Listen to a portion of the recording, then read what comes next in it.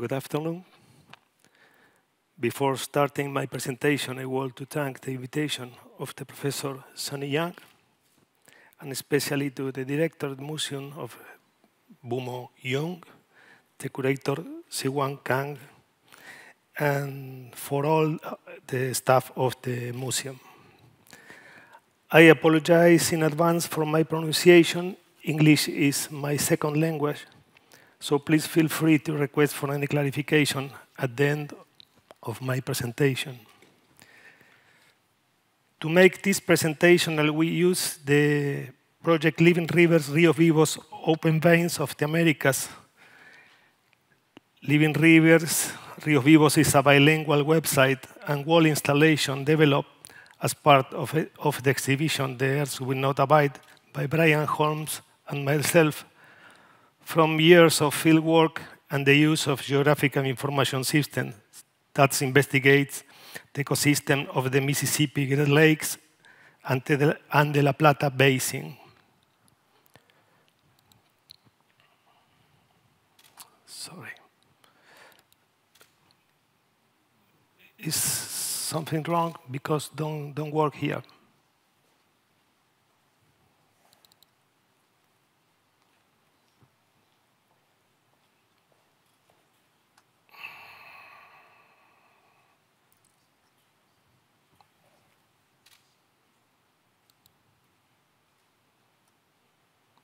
Now?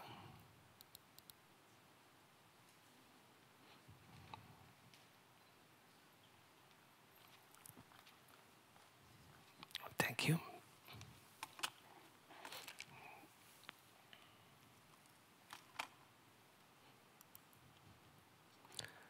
Maybe you know this part of the work. This is the La Plata Basin. And in this collaboration with Brian Holmes, we work in La Plata Basin and in the basin of the Mississippi Great Lakes rivers. Okay.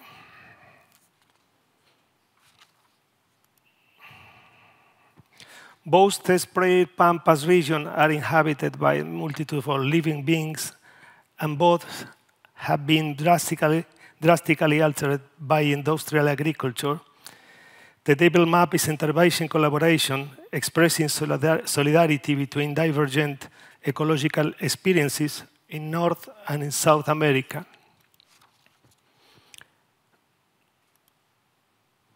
The La Plata Basin, at the heart of Latin America's southern corner, is specifically challenging because it has become a laboratory to observe, for example, the dynamics of the global food crisis as a result of the large-scale exploitation of resources in this region over the past decades. The vastness and biodiversity of this river system make it comparable to the Amazon, but it flows through the most populous and developed part of South America, and its banks are surrounded by bad GMO soy fields rather than forests, so its political economy is quite different. The situation has brought to the region new geopolitical possibilities and uncertainties. The La Plata Basin has a surface of 3,200,000 square kilometers, approximately a third of the total area of the USA and almost the same area of the one covered by all the European Union. From its basin, it includes part of Argentina, Brazil, Bolivia, Paraguay, and Uruguay. The name La Plata, which means silver, seems to refer to the remote influx of the Cerro Rico in Potosí.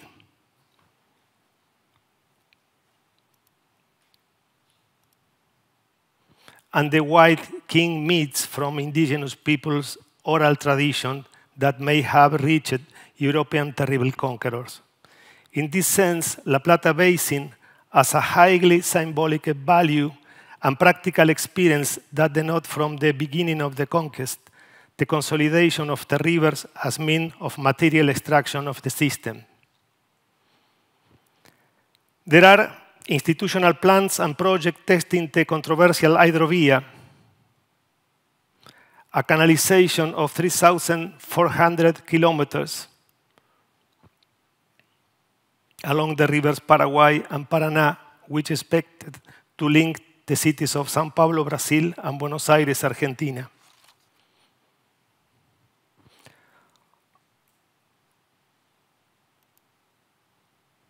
All of this is closely related to the transnationalization process and to desestabilization policies that offer long-term advantage to agro-industrial sector.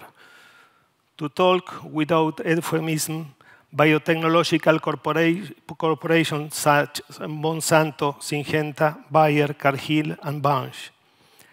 The role of the basin as a global provider of mineral and food commodities for Asian countries is reconfiguring the whole region, which contains cities with large urban areas like Buenos Aires, but also is empowering medium-sized cities like Curitiba in Brazil or Rosario in Argentina. These controversies are creating renewed connections between the local and the global, mutually influencing them and scaling the region to a new geopolitical role. The basin itself is a powerful visualization process of how borders are redistributed today. This reality is symbolized with brutal clarity in an ad funded by the company Syngenta.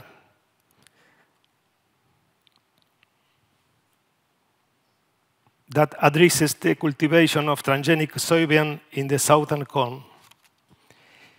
In it, we see an area demarcated to include part and, in some cases, all of the actual territories of Argentina, Paraguay, Bolivia, Uruguay, and Brazil, and named the United Republic of Soy.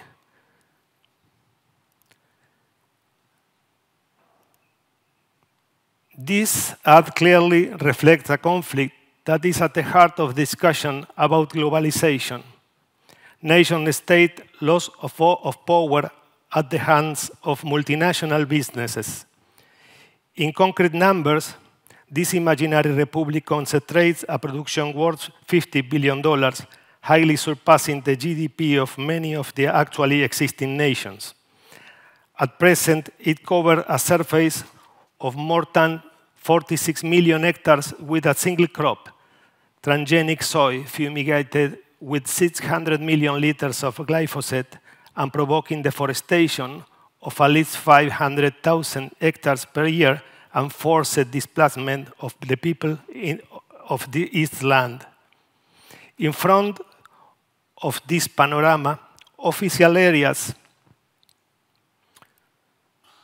of South America countries have started to diagram integration proposals with the intention of presenting a possible way out of these restrictions. At first sight, the idea of integration is a positive concept, but the intrinsic trap of such regional integration processes is that they are the restructuring of new capitalistic subsystems that have a concentration and centralization function that for their functioning need a physical reconditioning for the free circulation of goods, removal of state administrative restriction, and reorientation of investment effort to recondition the territories, lifting up physical barriers, but also social and normative ones, subordinating them to the logic of competitiveness. Thus, in the last decades, the concept of basin as a global factory started to rule. The intersection between political strife and ecological degradation is at the center of the artistic debate in the southern cone of the Americas. Many artists in the region have focused their work on these urgent issues, asking a series of linked questions. What exercises of political imagination should we perform to get out of this territory of monoculture? Who designs the territories and for whom are they designed? What means human ecology? How can we include ourselves in the ecological tissue as human beings? In this sense, and concurring with David Harvey in that no alternative to the contemporary form of globalization will be delivered to us from above, but may arise from multiple local spaces combined in a broader movement that will offer spaces of hope.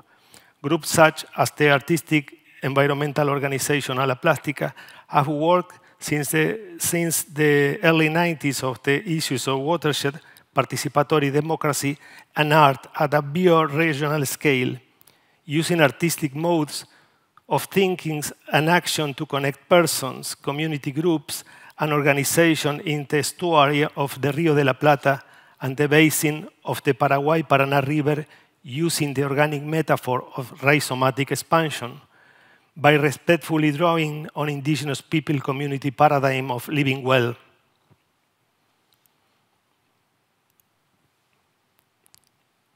Developing and cultivating through dialogue, photographic narrative, satellite image drawings, text, and maps, the emergence of multiversal vision based in a socio-ecological approach against unilateral and technopolitical modes of describing reality. This work is a concrete example of the method, organizational structure, aesthetic forms, and social result of a series of artistic processes that are intimately linked to a territory. Now I am going to put forward a few examples of this type of projects.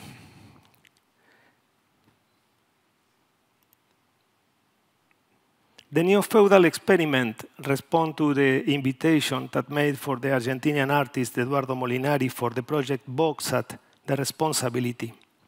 These projects include an extensive research, interviews, and documentary video exploring the visibility regime of the agribusiness agenda for the exhibition Monday begins on Saturday within the framework of the Bergen Ensemble Biennale in Norway. The most important land and aquatic biomass deposits of the planet are located in the global south. In South America, there are 3 of the 4 major world transgenic soy exporters: Brazil, Argentina, and Paraguay. Of these 3 countries, Paraguay has the biggest institutional weakness. Paraguay is one of the 10 more inequitable countries in the world. 90% of the main production means of the country come from the soil, and it is in hands of just 2 of its population. So, the root of this phenomenon brings to best perspective for the establishment of the United Republic of Soy Capital. On June 22,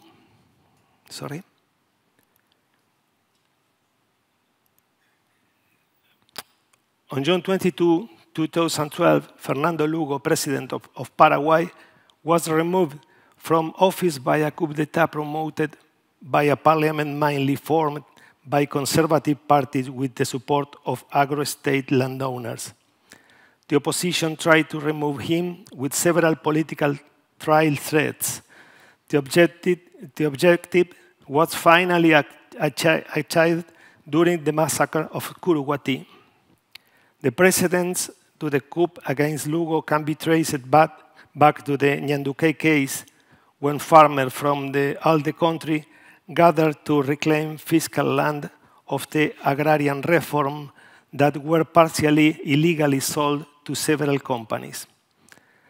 At that moment, the government asked the 800 families that live in tents in the border of Ñacunday Park to move into the park while they wait for a judiciary resolution on the conflict and avoid any confrontation between farmers and soy bullies. For soy producers, the farmers' community resisting the advance of the extensive single crop model are a bad example to the rest of the farmer movement reclaiming other zones in the country. At that moment, they started to say that the Paraguayan state was permitting the invasion of a national park by people protected by Lugo, and that they were land invaders, and this situation was a total misgovernment. On Friday, June 15, 2012, in Paraguay, the Curuguati massacre was happened. As a result, 6 policemen and 11 farmers were killed, and dozens were seriously injured. This fact would become the argument for a parliamentary coup, known as the transgenics coup, that removed President Lugo from office and allowed the legalization of the import of transgenic seed to Paraguay. Vast territories are becoming a huge laboratory where people are not even considered within the category of productive units. New owners do not need to provide security, food, etc.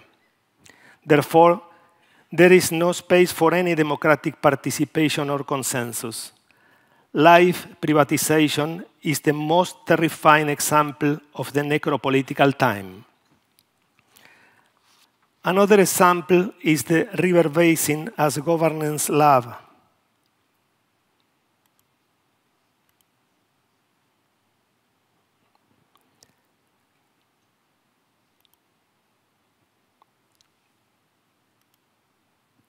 River Basin as Governance Labs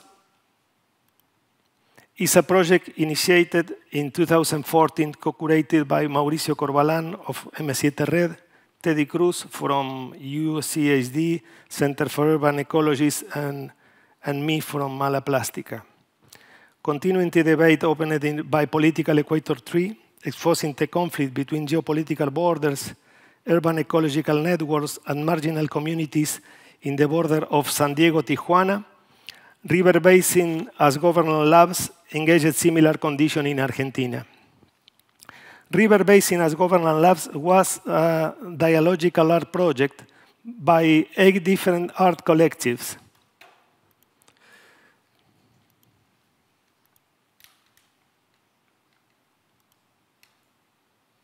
A La Plástica from Argentina, Side Sides from Barcelona, Spain, Plataforma La Dársena for Argentina too, Compass Group from Chicago, Centro Experimental Oído Salvaje from Ecuador, Critical Art Ensemble for USA too, M7 Red from Argentina, El Levante, Rosario, Argentina, and more than 40 grassroots organizations that served as support for this self-organized project.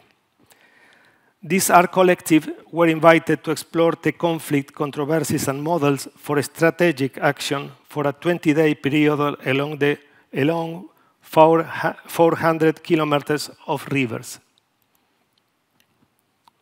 This conversation took place outside the institution and within the real conflict sites, allowing local communities to be witnesses and participants in the production of new models of urban pedagogy towards citizen action. The researchers were connected with several groups of people that have cultural, social, or environmental influence with that territory to produce insight, hold interviews, and prepare reports about specific issues in the proposed scenarios. To build knowledge exchange experience, run workshops on political imagination, geopolitical borders, and urban ecological networks. Most of the experience consisted of interacting with experiments in biopolitics, self-governance, and reterritorialization. The scale and complexity of the environmental, cultural, and social issues in the La Plata Basin are the reasons that make this project so relevant. It focuses on a specific territory, but it is comparable to other local regional globals zones such as the San Francisco-San Diego in California, the Pearl River Delta metropolitan region in China, and many other mega-urban areas in the globe. Based on what the context has to offer, it comes along the necessity to communicate what happened there, connecting ancestral, agrarian, industrial, and modern forms of knowledge that through artistic tools mixed with social science methodologies cause very complex research processes that involved multiple points of view. The travel team was armed with an FM radio, generating a communicative dynamic by using vacant frequencies and different nodes managed by local organizations during the trip. This creates spaces of encounters, self-organization, and interdependence.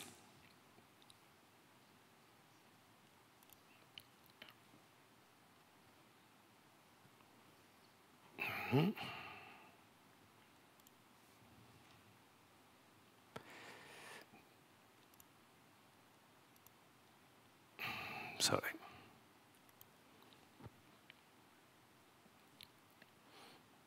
Across enclaves and scenarios of the La Plata Basin. All of these are compiled as a series of publications named Floating Attention that show the research strategies using artistic tools. In general terms, the resulting content reflects upon governance, personal connection, and the relationship with water, public space, and non-urban territories. Another case is a recent project named The Earth Will Not Abide Collaborative Territories.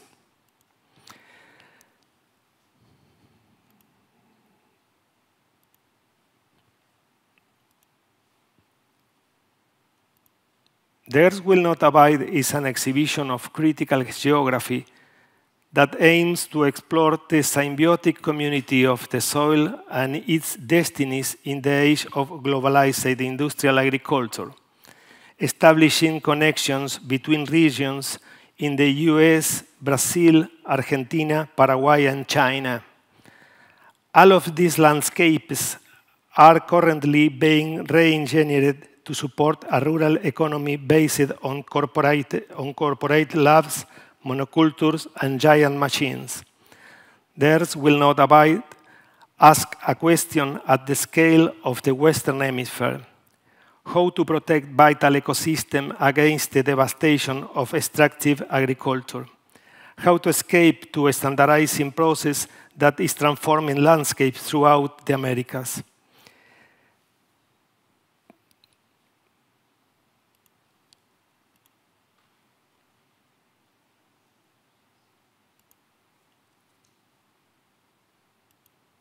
The video, The Great Green Desert by Ryan Griffith and Sarah Ross, compares scenes from monocrop fields in Illinois and Brazil in such a way that you often cannot them apart. The well-displayed and web-based map archive, Open Veins of the America by Brian Holmes and me, explores the living rivers of the Mississippi and the Paraná Basin, which are both major industrial river basins exporting grain. The symbiotic soil community and its relation to industrial farming is developed in the soil chromatography by Claire Pentecost, and in somewhat different way in the Delirious Constitution, translated for the language of the maize by Sarah Levison and Daskin Drum. Finally, the conflict between traditional peasant life and financially driven modernization process is raised not in South America, but instead in the soy-importing country of China. Sarah Lewison, 3-channel video Nexylandia, deals with everyday peasant resistance to modernization in the Las Hiai Valley in the Chinese province of Kunming. The Argentinian edition presented in March of this year at the Parque de España Cultural Center located in the city of Rosario, the Chicago of Argentina, and global axis of the export of transgenic grains was quite different from the 3 previous versions that were held at the University of Illinois at Chicago, at Southern Illinois University in Carbondale, and the Pacific Northwest College of Art in Portland. In this case, the associations Casa Rio in Argentina, in collaboration with the Compass Group of Chicago and Graciela Carnevale, artist who was part of the mythical group Grupo de Arte de Vanguardia, organized 5 campaigns named Collaborative Territories, developed between local artists, activists, researchers, and local inhabitants into critical sites of the island territories of the Paraná River Delta, and then subsequently brought the same heterogeneous mix of people together again to elaborate an aesthetic expression of their experiments in collective perception.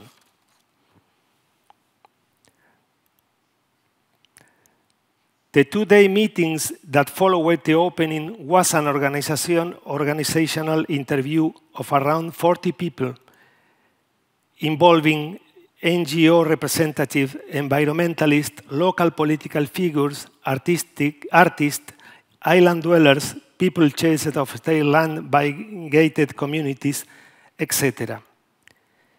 In words of Brian Holmes, faced with this critical assessment, an emerging movement composed of artists, researchers, and inhabitants of the Paraná River Delta have begun learning from the flood, letting themselves be guided by the shape-shifting territory of the wetlands. 5 groups, each mixing different horizons, set out for experiment in collective perception along the river-braided channels from Rosario and Victoria near the Delta Northern Trip to Isla Paulino on the south bank of the estuary. In using an interactive map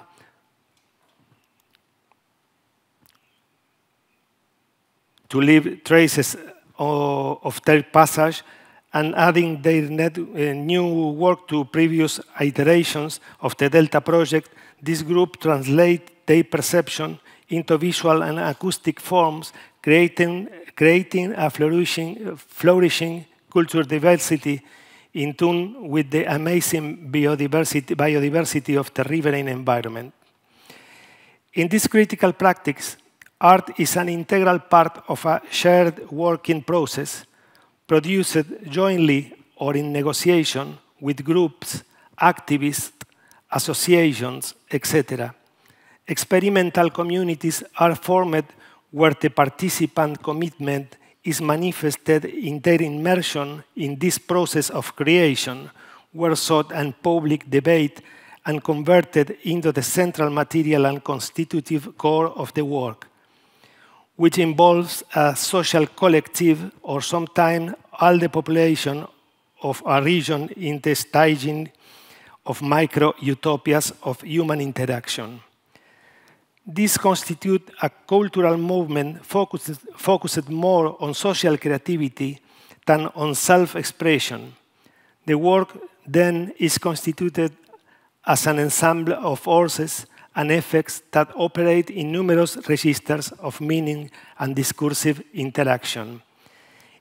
It is not just a simple change of scale or perspective.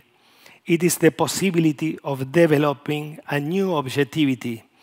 Here, the way of saying a vocation to place is strengthened to incorporate an emerging movement as an area of autonomy in which the anti-power of cultural and natural remands grows and gains substance based on cooperation. The flow of life, in consideration of a movement that unfolds as a social fact. The artwork installed in this event emerge in the experience of collective life and create new form to resist and living together. Thank you.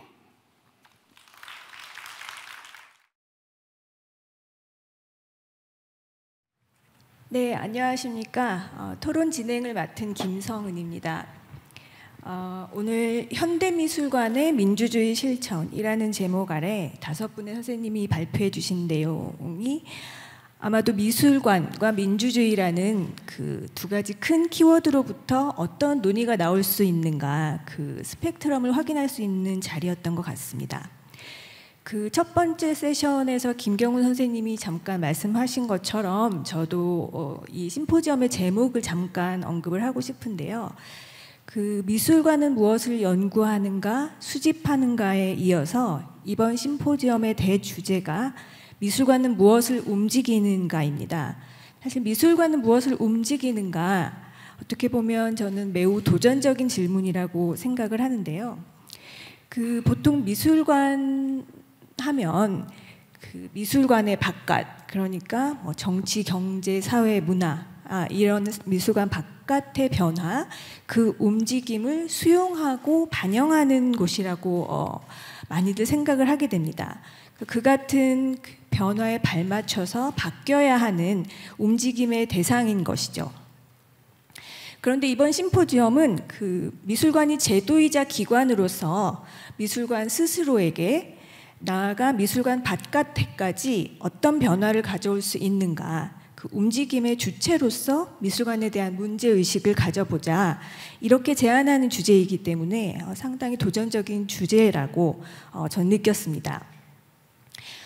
오랜 시간 그 자리를 지키시면서 들으셨겠지만 그 각각의 발제가 개별적으로도 여러 가지 관점의 토론과 논의를 매우 심층적으로 할 수 있는 내용들이지만 저희가 오늘 다소 빠듯한 토론 시간을 할당받았기 때문에 이번 토론 시간에는 그 참석하신 청중들께서 이 5가지 발표를 좀 아우르는 생각거리를 가져가실 수 있도록 그 제가 발표자 선생님들의 내용이 좀 교차할 수 있는 좀 포괄적인 질문 2-3가지를 간단히 드리고 선생님들께서 자유롭게 답변을 해주시면서 또 이제 서로 의견을 좀 나눠주실 수 있으면 좋을 것 같습니다. 그리고 나서 청중석에서도 질문을 받도록 하겠습니다.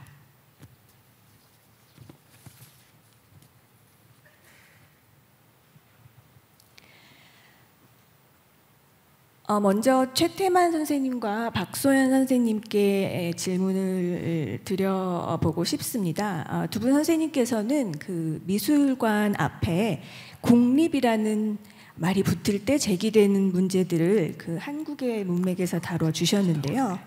이 국립미술관이라는 위상이 어떤 예술의 형태를 제도권이냐 아니냐로 판정하는 권위로 작동을 하기 때문에 그것이 때로는 표현의 자유, 민주적인 절차를 침해하는 정치 행위로 예술가나 이제 창작자에게 가해지기도 합니다. 그렇다면 저는 그런 생각을 해봤습니다. 그렇다면 관객의 입장에서 체감하는 미술관의 민주주의는 무엇일까? 그래서 두 분께 그 관객의 초점을 맞춘 질문을 드려보고자 하는데요.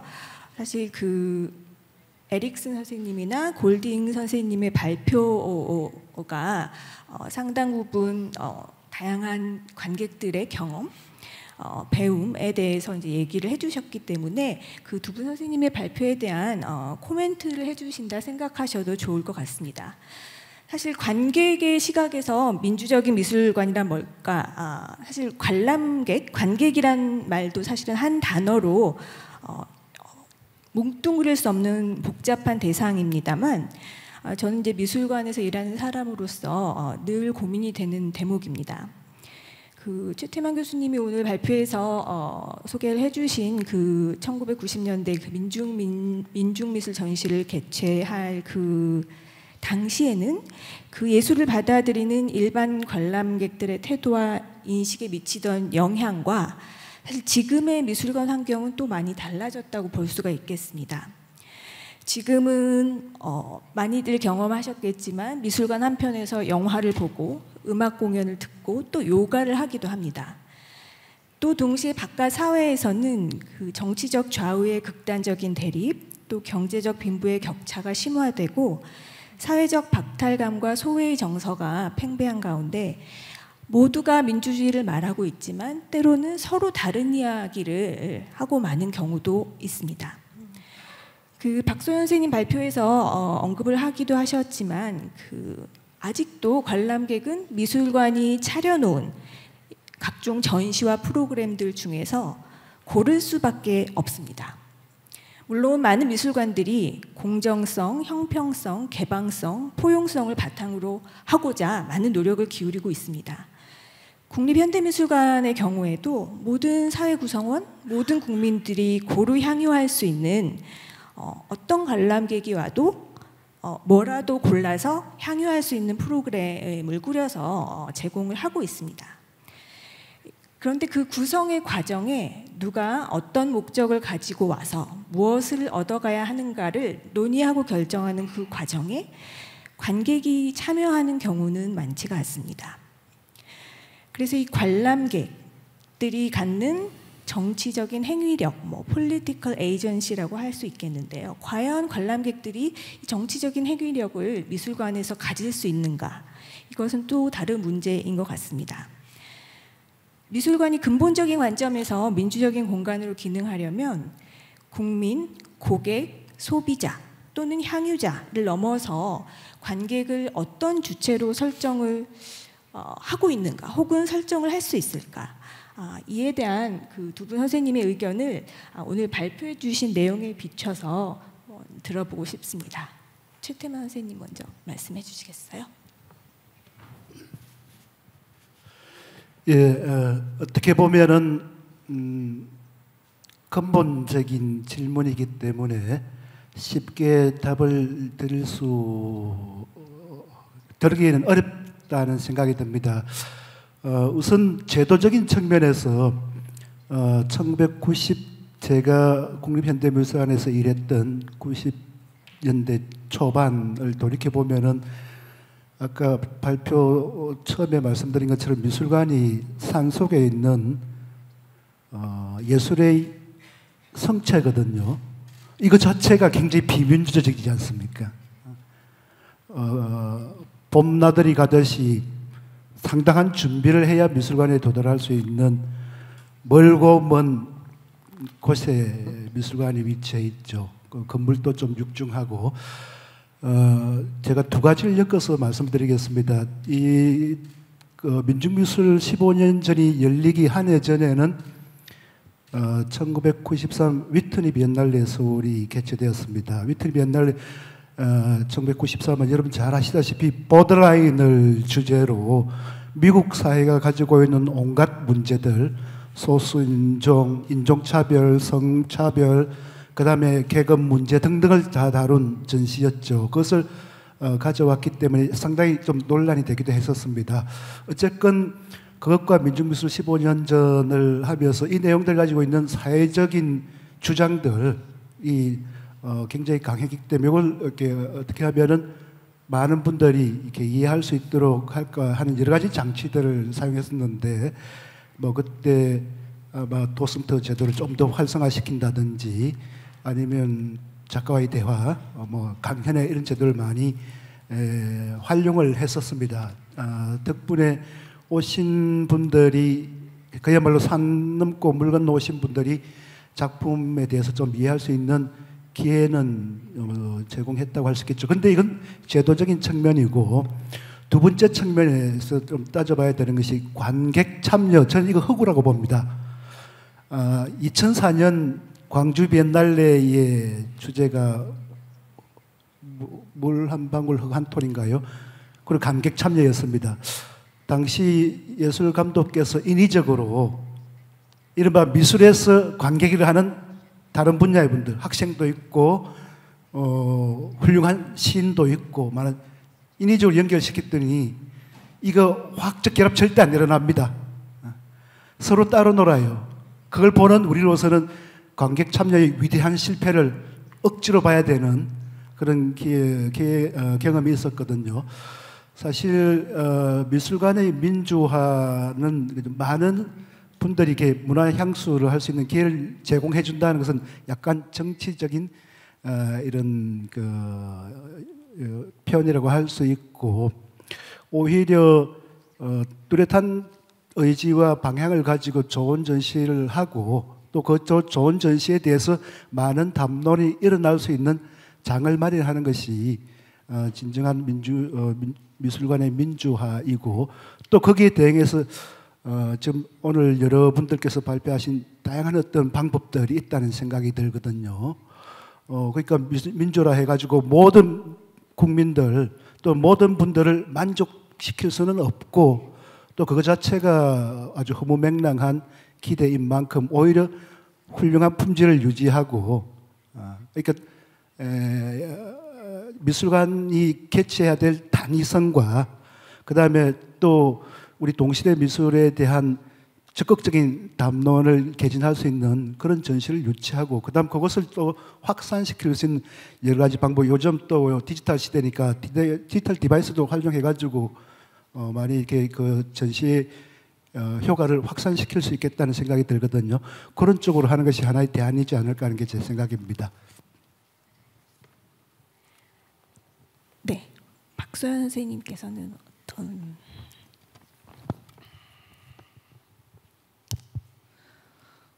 네, 감사합니다. 굉장히 어려운 질문을 주셔서 지금 이제 굉장히 빠르게 고민을 좀 해봤는데요.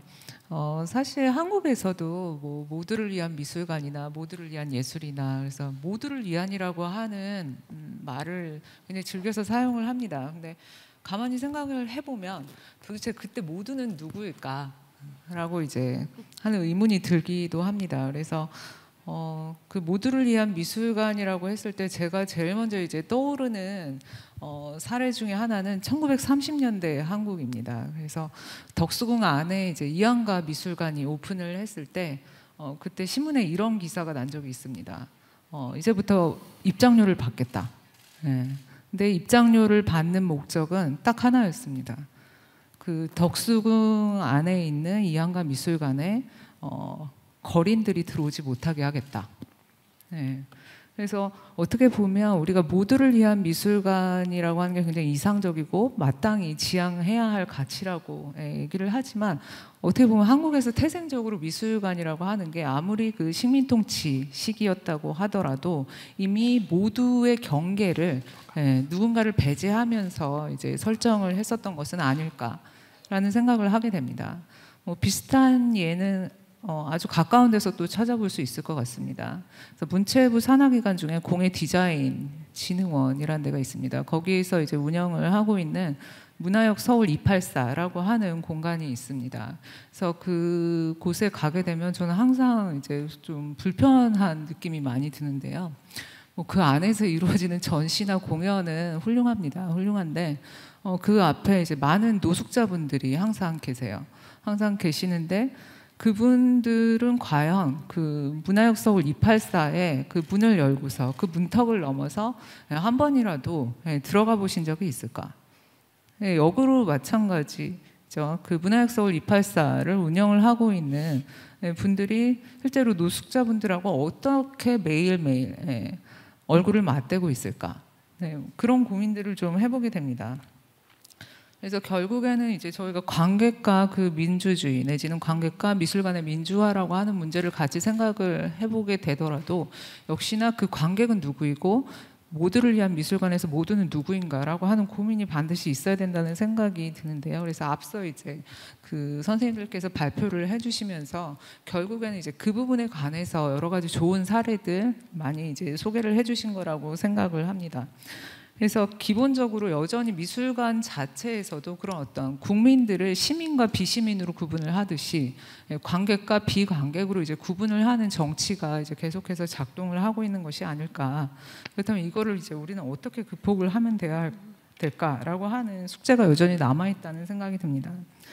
그리고 이제 다른 한편으로 이런 어떤 관객의 어떤 그 민주적인 참여에 관해서도 이제 많은 분들이 사실은 관심을 가져왔습니다. 그래서 좀 전에 말씀을 해주신 뭐 광주 비엔날레를 비롯해서 그 이후에도 기술적으로나 아니면은 여러 가지 이제 기획상에서 관객 참여 방식들을 이제 시도를 해왔었는데요. 이런 어떤 참여라고 하는 것과 관련해서 이제 그 미술관이 공론장이 되어야 한다. 토론과 대화가 이제 활성화되는 것이 바람직하다라고 이제 많이들 얘기를 합니다. 근데 그러기 위해서는 저는 약간의 그 불편함, 어색함 이런 것들이 사실은 우리가 좀 인정하고 관용을 할 수 있는 그 문화가 좀 필요하지 않을까라는 생각이 듭니다. 그래서 사실 나와 다른 사람 아니면 내가 여태까지 한 번도 만나본 적이 없는 사람과의 대화나 토론 이런 것들은 사실 불편할 수밖에 없습니다. 그래서 그 불편함을 우리가 어디까지 인정하고 그 불편함을 해결을 하기 위한 노력들을 할 것이냐라고 하는 게 어떻게 보면 이제 미술관의 민주주의나 아니면 민주화 그리고 관객들이 참여라고 하는 것들을 이제 활성화시키는 출발점이 되어야 하지 않을까라는 생각을 같이 해보게 되고요. 그리고 이제 마지막으로 이제 제가 드리고 싶은 말씀은 저희가 이제 민주화라고 얘기를 하면 항상 관객에 먼저 시선이 가게 됩니다. 뭐 그건 당연한 얘기이기도 하죠. 며칠 전 엊그젠가요? 문체부에서 또 이제 그 박물관 종합계획을 발표하면서 186개관을 이제 그 관객들을 위해서 국민들을 위해서 신설하겠다라고 하는 계획을 발표를 했습니다. 근데 이제 최근에 제가 관심을 갖는 거는 이제 미술관에 계시는 많은 분들에 관한 것입니다. 그래서 뭐 오늘도 이 행사를 위해서 이제 많이들 고생을 하셨을 텐데요. 그러니까 미술관 역시도 뭐 그게 민주화든 신자유주의화든 그런 사회 변화 속에서 뭐 사각지대에 있을 수가 없기 때문에 동떨어져 있을 수 없는 존재이기 때문에 그 충격을 사실 고스란히 이제 받으면서 여기까지 왔다고 생각을 합니다.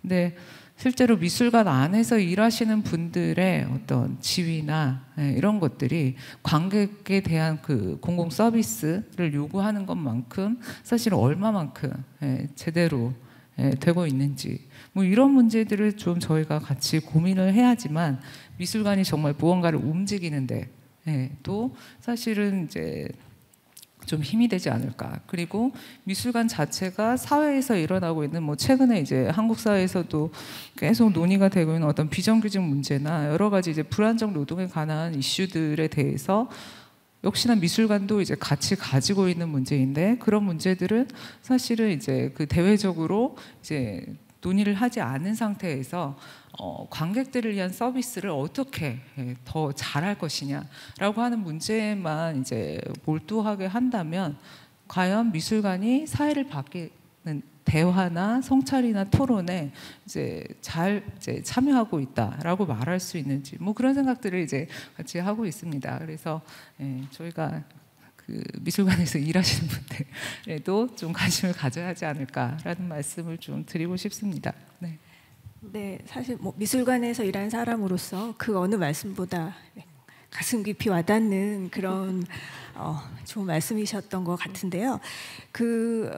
네, 그렇습니다. 사실 그 박소연 선생님이 말씀하신 것처럼 미술관의 뭐 이제 공공성 혹은 모두가 누구인가 그것을 어떻게 이제 구체화를 해나갈 수 있는지에 대한 이제 사례들을 그 에릭슨 선생님과 골딩 선생님께서 여러 가지 측면으로 이제 말씀을 해주신 것 같습니다.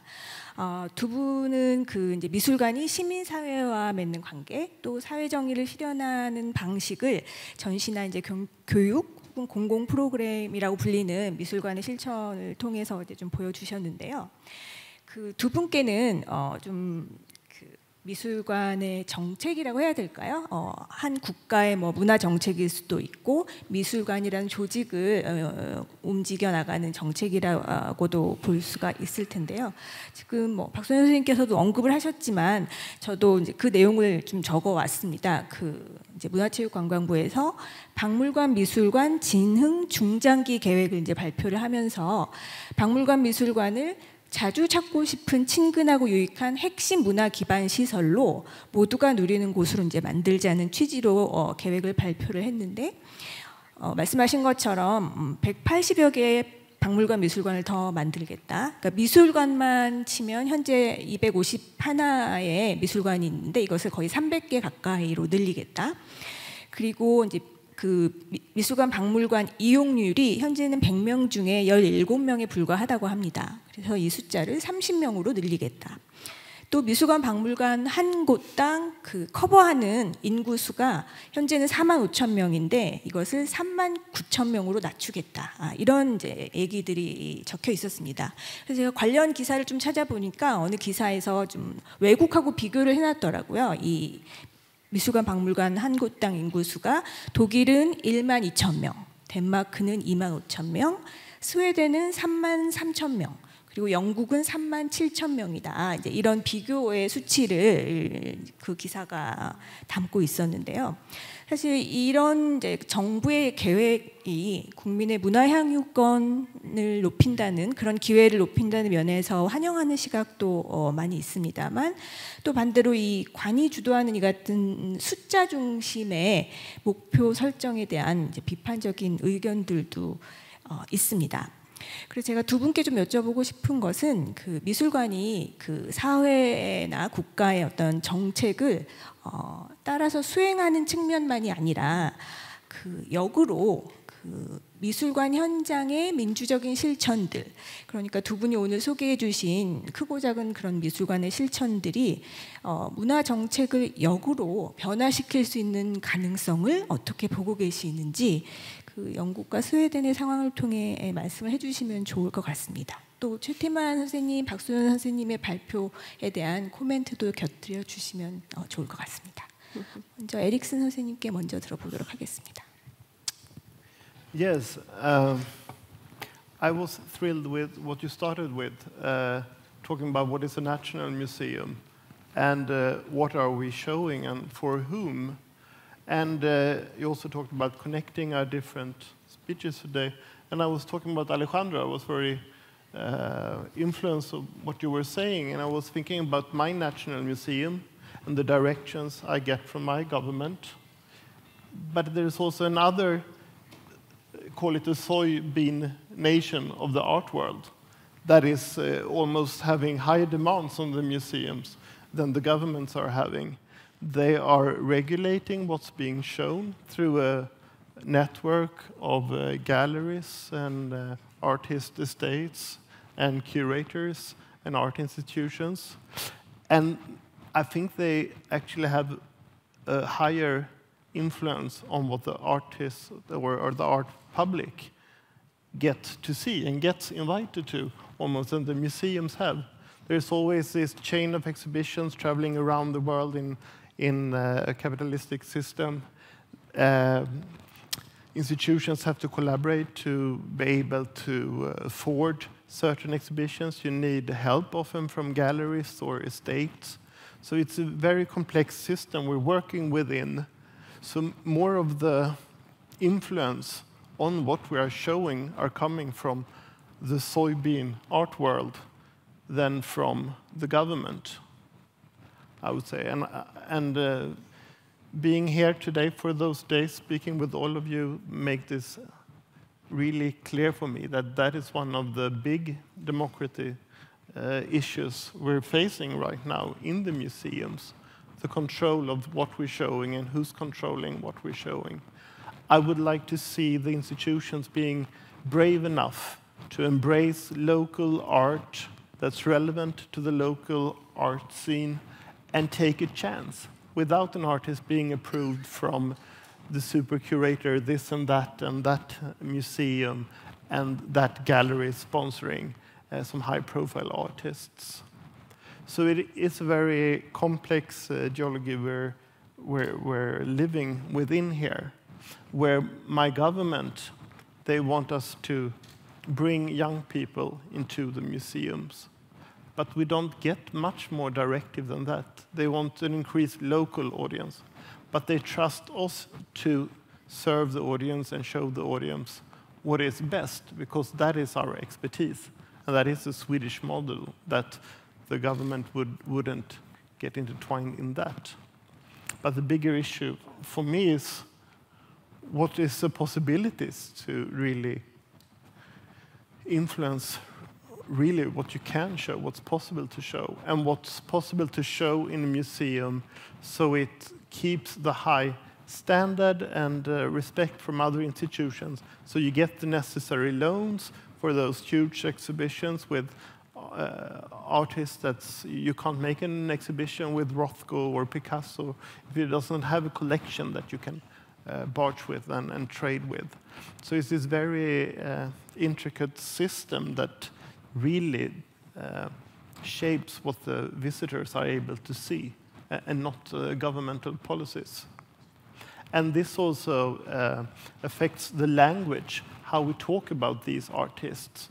when we show an artist, what's been said about this artist in major institutions in the States, in South Korea, in major galleries, and in Europe, it all informs what we're showing and how we're about to speak about it.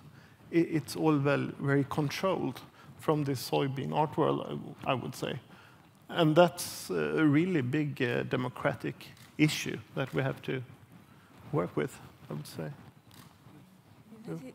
네, 말씀하신 것처럼 그렇기 때문에 이제 저희가 이런 문제들을 미술관에서 논하고 토론하고 그 얘기를 나누는 데 있어서 예술가들과 예술가들이 전시를 하는 것뿐만 아니라 여러 가지 공공 프로그램에 예술가들이 점점 더 많이 참여하고 있는 이유가 바로 지금 에릭 선생님께서 말씀해주신 그 예술계라는 어떤 생태계의 변화가 미술관의 변화를 가져오는데 아주 중요한 역할을 하기 때문이다라는 데 크게 공감을 합니다.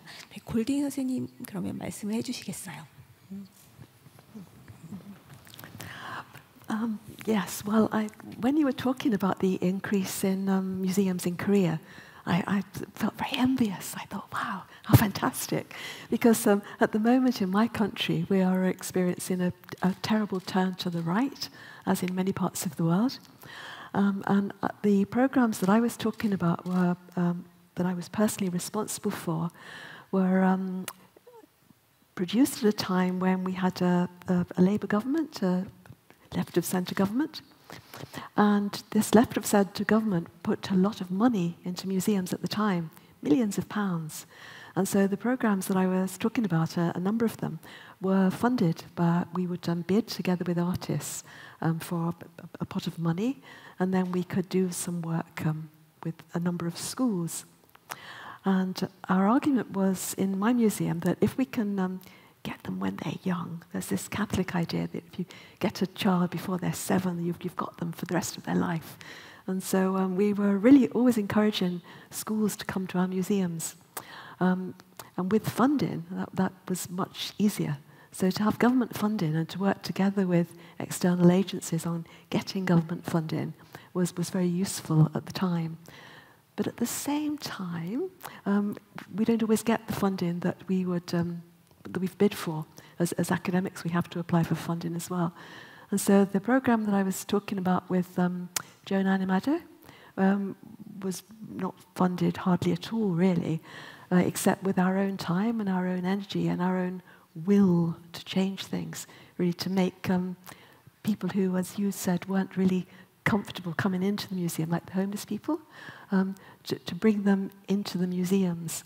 And when you were speaking, Dr. Parker, I was reminded of there's an amazing museum called the Pinacoteca in São Paulo, where they were doing incredible work, challenging governments, really, with people who were homeless, actually bringing them into the museum. And often those homeless people had drug dependency problems, but they would bring them into the museum and they would do programs with them over a number of years.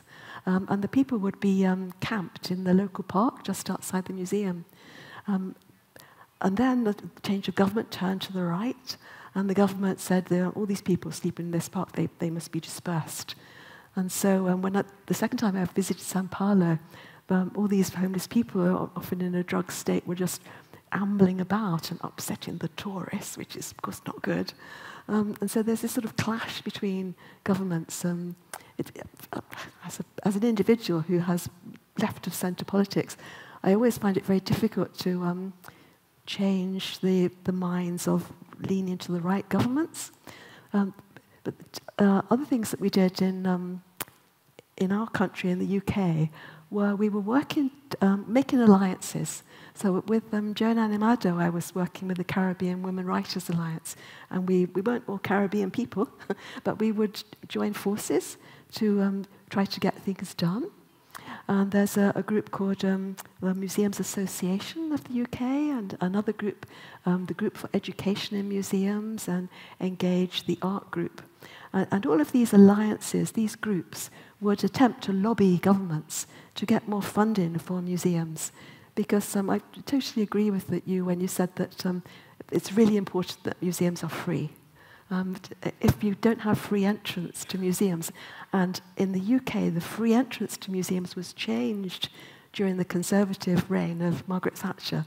And so the numbers went down. It's, if you have to choose between going to have a cultural experience, however wonderful we know they are, and feeding your family, well, you know, I'm going to choose feeding my family. Of course I am, because it's if you've got more than one child, to go to a museum, they need to have something to eat and to pay the entrance fee as well. It's just not possible.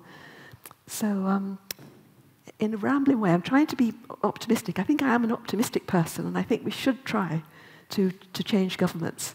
But at the same time, I feel quite gloomy about this move to the right around the world. Yeah. 네, 감사합니다.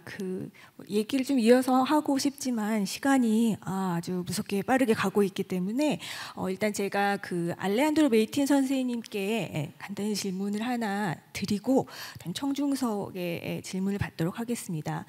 메이틴 선생님께서는 이제 발표해 주신 내용이 직접적인 미술관의 실천은 아니지만 사회 참여적인 예술가들이 이끄는 운동, 남미의 생태 경제 시스템에 지속적으로 개입하는 그런 예술가들의 운동을 통해서 역시 시스템이라고 할 수 있는 미술관을 움직이게 할 어떤 행동주의의 가능성을 좀 저희한테 생각하게 해주신 게 아닐까 느꼈습니다. 선생님께서 하시는 인류학적인 현장 조사라고 해야 될까요? 연구에 바탕을 둔 행동주의 프로젝트들을 보면 참여 민주주의와 예술의 관계, 또 생각하고 행동하는 것의 어떤 예술적인 방식은 무엇일까, 이제 그런 생각을 하게 만듭니다. 선생님 프로젝트들을 보면 사람들을 연결하고 또 지역 사회를 연결하고 또 조직과 기관들을 연결하고 매개하고 중재하는 일들인 것 같은데요. 이것이 이제 지리적인 경계, 영토적인 경계라고 할 수도 있겠고, 인종이나 국가의 경계, 또 자연 생태계와 문화권의 경계를 가로지르면서 선생님이 말씀하신 것처럼 어떤 실험적인 공동체를 형성하고 이 안에서 새로운 정치적 가능성을 좀 잉태시키는 작업을 하고 계신데요. 그렇다면 이 같은 행동주의를 과연 미술관에 이식할 수 있다고 보시는지, 그런 예술을 미술관에서 전시하는 것뿐만이 아니라 실험적인 공동체에 미술관이 함께 할 수 있는 길은 무엇이라고 보시는지, 아니면 미술관이라는 제도이자 기관, 미술관이라는 그릇에 담기 힘든 이 같은 예술이 일어나고 있는 지금 미술관은 어떤 행동주의를 꿈꿔볼 수 있을지, 그런 얘기를 좀 들어보고 싶습니다. Yes.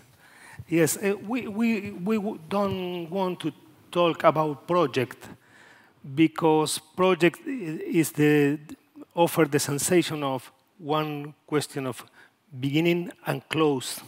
No, we want to talk about initiatives and exercises. We don't want to talk about the final production. It's important for us to open the experience and not close the experience. And this is difficult for the ideology of the museums because the museums are democratic spaces.